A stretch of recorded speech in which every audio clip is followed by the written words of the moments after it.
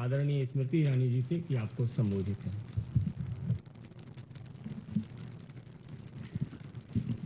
"15 standing ovations, over 100 applauses for the Prime Minister's speech in the US Congress. This was not only the hallmark of the Prime Minister's visit to the United States of America, but what is unprecedented is the Indo-US partnership in many critical areas which will help serve a better future for the Indian populace. Ladies and gentlemen of the media, Prime Minister's visit to the United States has resulted in significant outcomes in the areas of defense, cooperation with regards to strategic technology, a partnership in renewable energy, and also critical minerals cooperation. Many amongst you have reported the MOU on semiconductor supply chain and innovation partnership, which will promote not only research but commercial opportunities. Micron Technology Inc. will invest $825 million to build a new semiconductor assembly and test facility in India with the support of Indian government. The combined investment is valued at $2.7 billion. It will create not only direct and indirect job opportunities, but will also add a fillip to the Prime Minister's vision of Make in India. Many amongst you are aware that NASA and ISRO will develop a strategic framework for human spaceflight cooperation by the end of 2023. A joint Indo-US quantum coordination mechanism will also help facilitate collaboration between industry, academia, and government. A $2 million grant program for joint development and commercialization of artificial intelligence and quantum technologies was launched. Some of you are aware that an MOU between General Electric and Hindustan Aeronautics Limited for the manufacture of GEF 414 jet engines in India is an MOU which is being hailed across the country. Indus X, India-US Defense Acceleration Ecosystem, was launched. It is a network of universities, startups, industry, and think tanks which will facilitate joint defense technology innovation and help co-produce advanced defense technology between industries of India and the United States of America. A pro-planet Prime Minister has helped actualize India-US New and Emerging Renewable Energy Technologies Action Platform.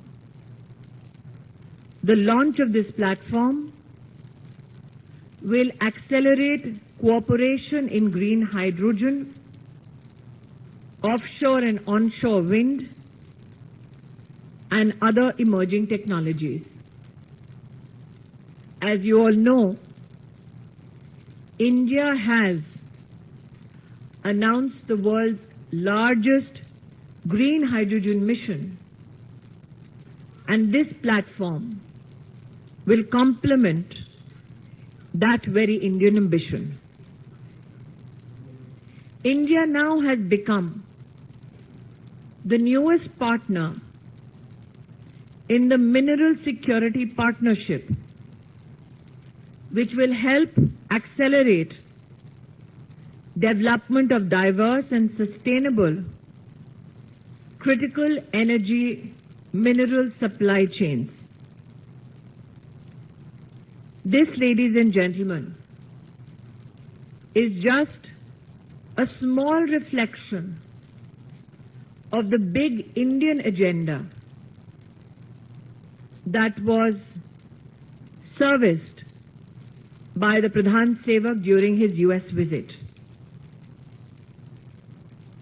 As the Prime Minister said, this is the era of dialogue and diplomacy, that the oldest democracy, through dialogue and diplomacy, has yet again delivered for the people of India, I think is best enunciated in the partnerships that I have just reflected on.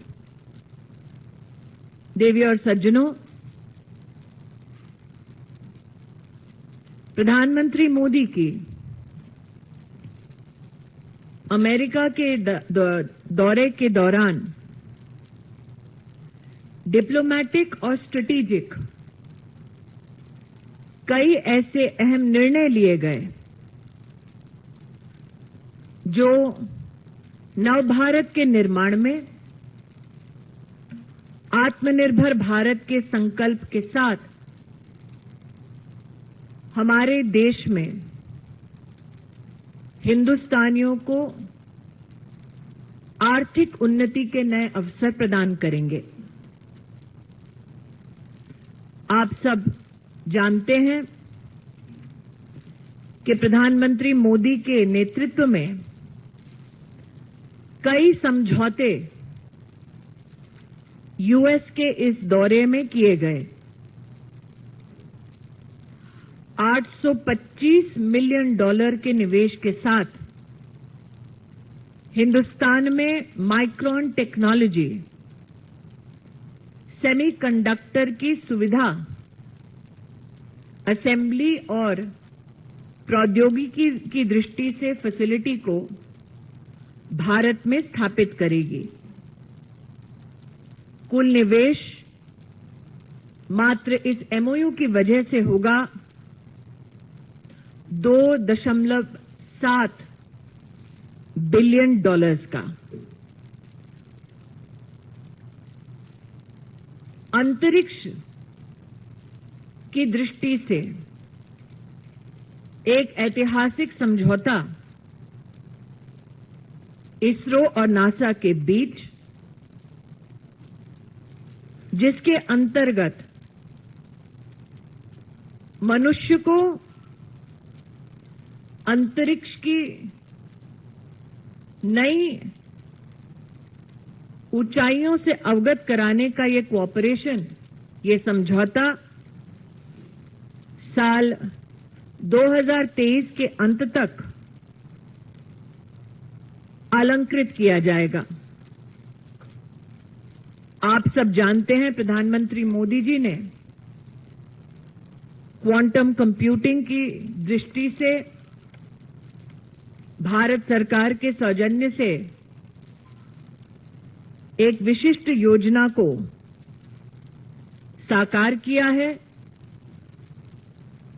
उसी पथ पर चलते हुए हिंदुस्तान और America का quantum coordination mechanism हमारे देश में शैक्षिक संस्थान और हमारे देश के उद्योग को और भी सशक्त करने में अपना योगदान दे पाएंगे। वर्षों से हिंदुस्तान में ये चर्चा रही कि हम जेट इंजन्स के निर्माण में आत्मनिर्भर बने। आत्मनिर्भरता के इसी संकल्प के साथ हम हिंदुस्तानी स्वागत करते हैं जनरल इलेक्ट्रिक और हिंदुस्तान एरोनॉटिक्स लिमिटेड के उस समझौते का, जिसकी वजह से अब हिंदुस्तान में जीई F414 जेट इंजन्स का निर्माण होगा। पर्यावरण के प्रति भारत की प्रतिबद्धता को पुनः दर्शाते हुए प्रधानमंत्री मोदी के अमेरिका यात्रा के परिणाम स्वरूप हिंदुस्तान और अमेरिका के बीच नई और इमर्जिंग तकनीक जो रिन्यूएबल एनर्जी से संबंध रखता है, इसका एक महत्वपूर्ण प्लेटफॉर्म लॉन्च हो पाया। इंडस एक्स एक ऐसी व्यवस्था, एक ऐसा नेटवर्क जिसमें दोनों देशों की यूनिवर्सिटी, शैक्षिक संस्थान, स्टार्टअप्स, उद्योग, थिंक टैंक्स रक्षा क्षेत्र में नई प्रौद्योगिकी के संचार के लिए और मात्र चिंतन ही नहीं बल्कि उद्योगों के बीच में समन्वय के माध्यम से प्रोडक्शन पे भी तवज्जो देने वाली इंडेक्स एक्स का लॉन्च दोनों देशों के लिए लाभदायी है। मिनरल सिक्योरिटी पार्टनरशिप में हिंदुस्तान का जुड़ना ऊर्जा क्षेत्र में हमारी विशिष्ट चुनौतियों को समाधान तक पहुंचाने का एक अभिनव प्रयास है। प्रधानमंत्री मोदी ने यूएस कांग्रेस में वंदे मातरम भारत मां के जयघोष के मध्य में कहा कि ये युग युद्ध का नहीं, वार्ता का है, संवाद का है। और उनकी संवाद शैली का ही ये प्रभाव है कि अमेरिकी उनके इस दौरे में भारतीय उद्योग, भारतीय शिक्षा और भारत के आत्मनिर्भरता के संकल्प को नई उड़ान मिली है। भारतीय जनता पार्टी के सभी कार्यकर्ता प्रधानमंत्री मोदी को उनके नेतृत्व के लिए और सफल संवाद के लिए अभिनंदन देते हैं, बधाई देते हैं। I'll now leave the floor open for questions. प्रज्ञा।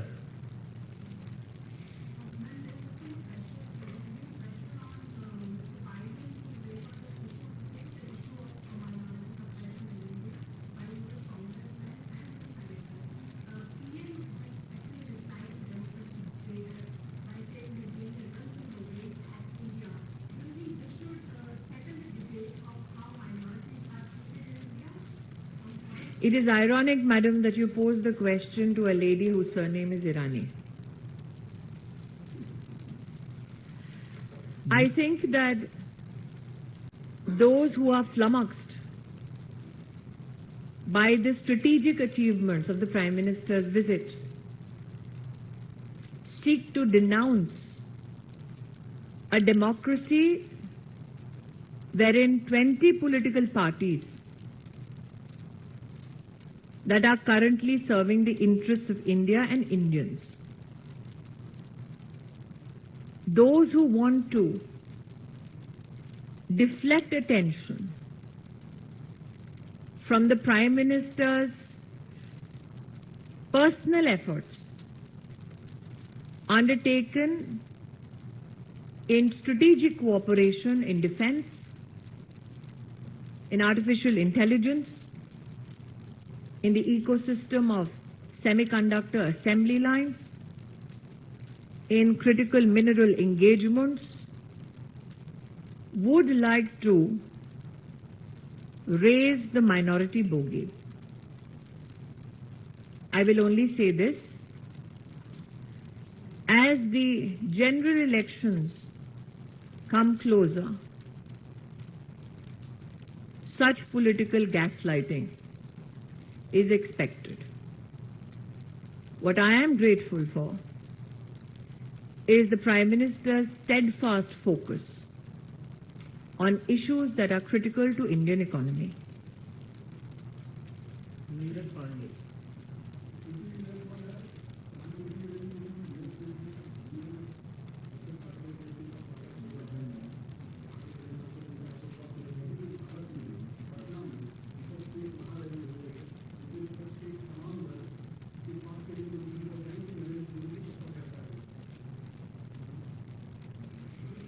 ये हास्यास्पद है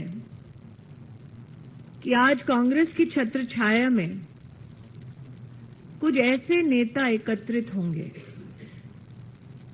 जिन्होंने आपातकाल के समय में लोकतंत्र की हत्या का नजारा स्वयं देखा। ये हास्यास्पद है कि एकजुट होंगे वो लोग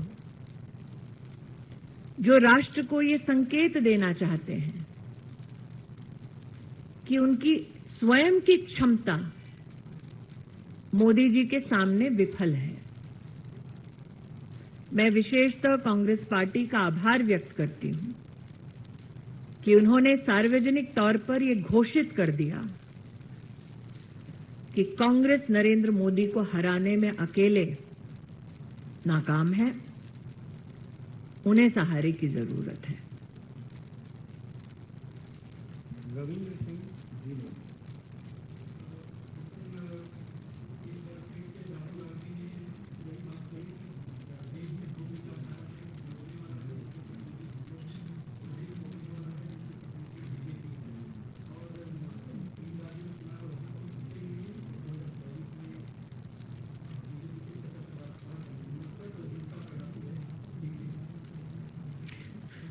मैं पुनः कहती हूं, क्या 84 के दंगों के माध्यम से गांधी खानदान ने मोहब्बत का इजहार किया था?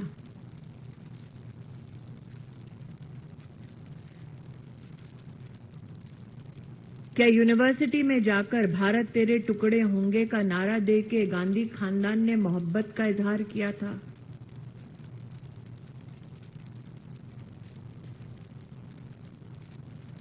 क्या देश में आपातकाल लगा के मीसा में निर्दोष हिंदुस्तानियों को जेल में डालकर आपातकाल के वक्त निर्दोष औरतों का बलात्कार करवाकर गांधी खानदान ने मोहब्बत का इजहार किया था?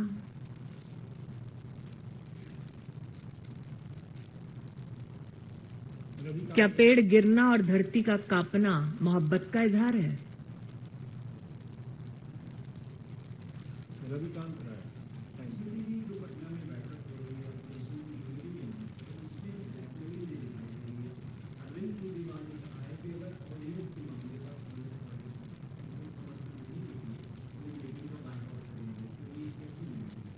मैं आपका आभार व्यक्त करती हूं कि आपने पॉलिटिकल ब्लैकमेलिंग जो विपक्षी दल ने किया उसके ऊपर हम सबका ध्यान आकृष्ट कर रहे हैं। जनता अपने आप इस बात से सचेत हो रही है कि जो विकास के संकल्प के साथ एकजुट ना हो पाए वो ब्लैकमेल का रास्ता इख्तियार कर रहे हैं। जो विकास का संकल्प लेकर एकजुट ना हो पाए वो आपातकाल की छत्रछाया में एकजुट हो रहे हैं। एक नेता घर से निकलते कह रहा है कि पता नहीं वहां क्या होगा, दूसरा नेता कह रहा है जो होगा देखा जाएगा, तीसरा नेता कह रहा है मेरा नहीं देखोगे तो कुछ नहीं देखा जाएगा।